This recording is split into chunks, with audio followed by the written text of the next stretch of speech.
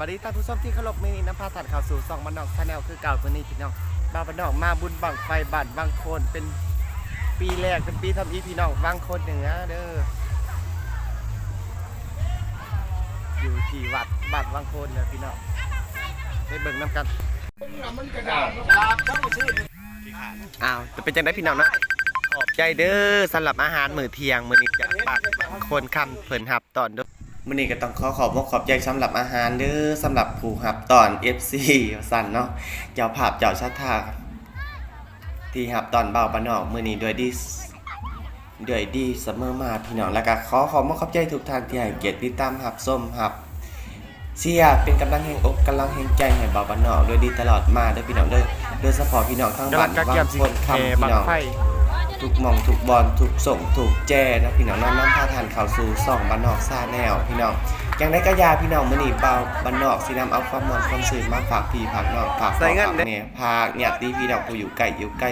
ผู้ที่ได้ไปแล้วก็ผู้ที่บ่ได้ไปเด้อพี่น้องเด้อมาม่วนนำกันพี่น้องเนาะอยู่ที่วัดบ้านวังโคนคำวัดวังโคนเหนือนี่พี่น้องเด้อมื้อนี้เป็นมื้อวันที่1 เมษายน 2025พี่น้องพบพี่พ่อน้องอยู่ทางบ้านวังโคนคำก็จังว่ามันม่วนพี่น้องม่วนคักอีหลีดีใจแฮงพี่น้องได้พบพี่พ่อน้องได้พบพ่อแม่พี่น้องสุขสุขคนเนาะสุขกายสุขใจด้วยการทำบุญร่วมกันทำบุญร่วมศาสตร์ตักบาตรร่วมคันได้พี่น้องเด้ออย่าลืมพี่น้องผู้ใดบ่ทันได้มาผู้ใดบ่ได้ไปฝากเป็นกำลังแห่งอกแห่งใจฝากพี่ฝากน้องฝากพ่อฝากแม่สุขคนสุมองสุบนกันแล้วกันพี่น้องตอนสุขคนเขาสู่2บ้านนอกซาแนลมื้อนี้บ่าวบ้านนอกสิพาท่านผู้ชมมาเบิ่งงานบุญบั้งไฟพี่น้องเพิ่นเอาทุกปีได้พี่น้องพี่น้องจะเอาทุกปีพี่น้องอย่าฝนตกนะพี่น้องก็เลยว่ามาจัดทุกปีกันจักก่อนเริ่มวันที่1 เดือน 4พี่น้องวันที่1 เมษายน 2025ก็ถือว่าเป็นมื้อบุญอันยิ่งใหญ่บุญบั้งไฟ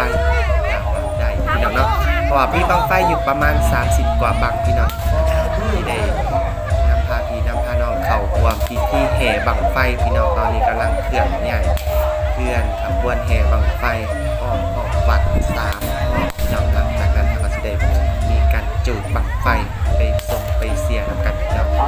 มาบุญบั้งไฟของปีนี้ก็ถือว่ายิ่งใหญ่อลังการมากน่ารักน่าสุขคนยิ่งใหญ่กว่าปีผ่านมาพี่น้องถือว่าปีกายนี่คนบ่หลายปานใดได้แต่ว่าปีนี้คนหลายแห่งพี่น้องแล้วก็เบาบ้านนอกก็เป็นปีทำอิฐก็เป็นมือทำอิฐที่ได้มาบุญบ้านบางคนคำวัดเหนือหรือว่าวัดบ้านเหนือพี่น้องเพราะว่าบ้านบางคนคำเขามี2 วัดคือวัดเหนือแล้วก็วัดใต้เจ้านี่เป็นวัดเหนือถ้าผู้ใดอยู่ขอบเขตเมืองชลบุรีก็อาจจะรู้จักว่าใกล้กับบ้านกับเบาโบกนอกเบียนบ้านเจ้าทางโดนสว่างกลับมาพี่น้องเลยโดนสว่างผู้ตุกแง่ว่าสิเนาะเสียงผมเบิ่งสร้างกลับมากันหลายพี่น้องเลย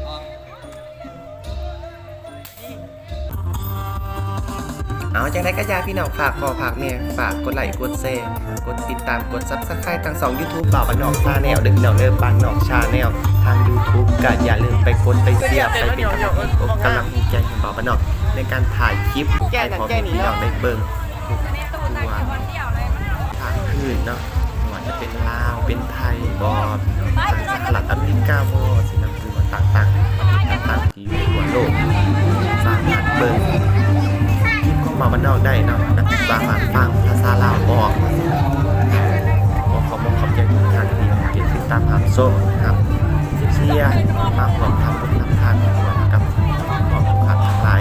ในที่วัดบ้านวังคนเหนือเมืองชลบุรีแขวงสะเขตพี่น้องได้พบพี่พ่อน้องสุขคนสมองบอลลายมากหนาหลายตายเห็นเป็นตาบางไฟสิคุณแน่คนใต้บางคนบึงสายเสียงคมไปกันตั้งใจเห็นบ้านนอกยืนไหลสดเนาะถ่ายทำบรรยากาศงานบั้งไฟหรือว่างานบุญประจำปีที่วัดบางคนในงานเนาะหรือว่าบางคน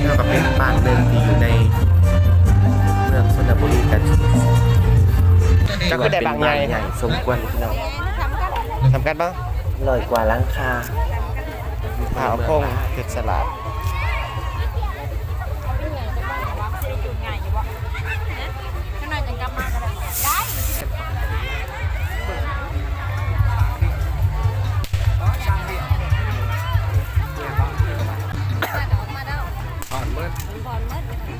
อ้าวกับมวันเนาะ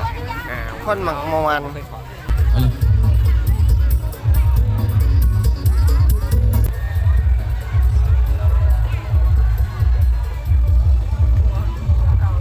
ใส่ทานมัดกับ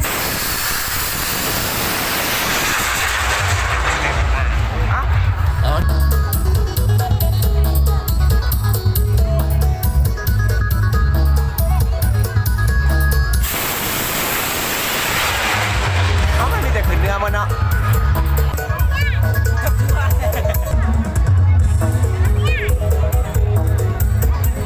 ฝั่งที่สองกำลัง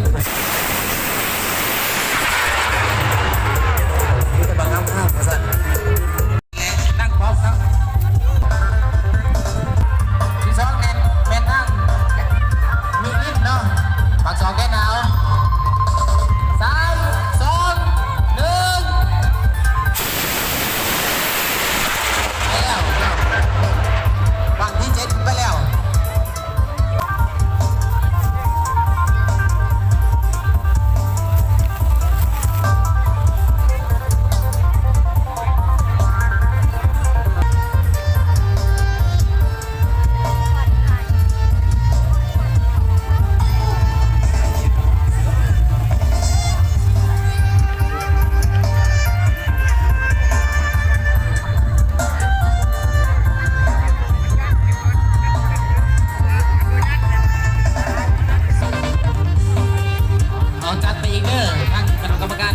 ที่11และที่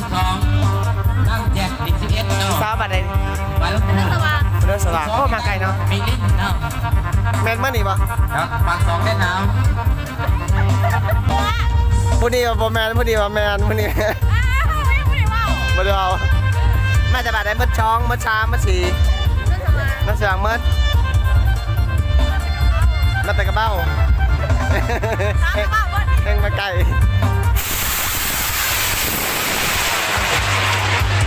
บางที่8นี่บางที่9ของเราเอ้าคือบ่มีครูป่ะนี่คือบ่มีครูโอ้อยากได้ครูป่ะอยากได้ครูเดี๋ยวสิไปยืนเป็นครูได้ป่ะ11กับ12เนี่ยเขาแล้วป่ะ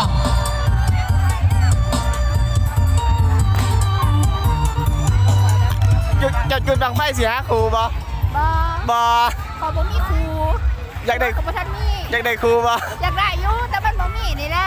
อาลีเถอะอีลี่แล้วน้องไผจะเบาลินเดี๋ยวขอซิมยิ